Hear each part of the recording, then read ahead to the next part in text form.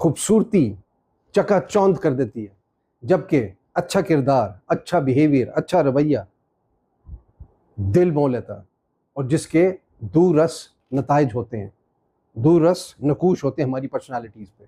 और हमारी पर्सनालिटी क्या होती है? हमारी आदात का मजमूआ। हम सब जो भी हैं वो सब हम चलती फिरती हैबिट्स हैं, आदात हैं। अगर हमारी आदात अच्छी हैं तो हम अच्छे हैं, क्योंकि हर जो आदत है वो हमारी नेचर बन जाती है।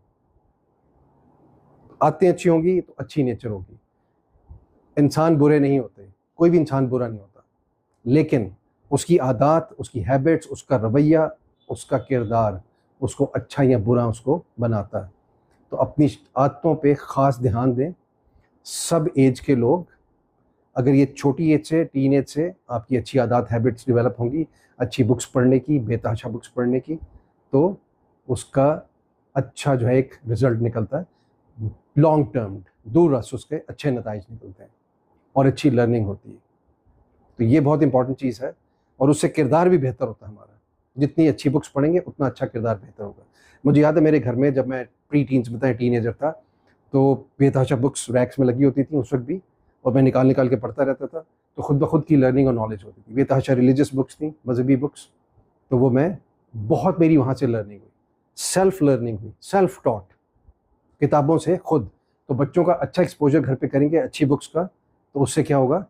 अच्छा किरदार बनेगा, और अच्छे किरदार से अच्छी नेचर बनेगी। ये बहुत इंपॉर्टेंट है। तो बुक्स का घर में बहुत अच्छा प्रोवाइड करें बच्चों को, कलेक्शन बुक्स की।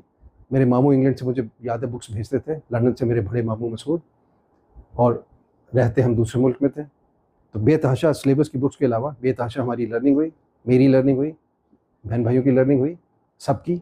तो इस तरह से हम सब एक बेहतर इंसान और बेहतर शहरी और बेहतर पाकिस्तानी और बेहतर सिटीजन्स ऑफ द वर्ल्ड बनते हैं। हम सब सिटीजन्स ऑफ द वर्ल्ड।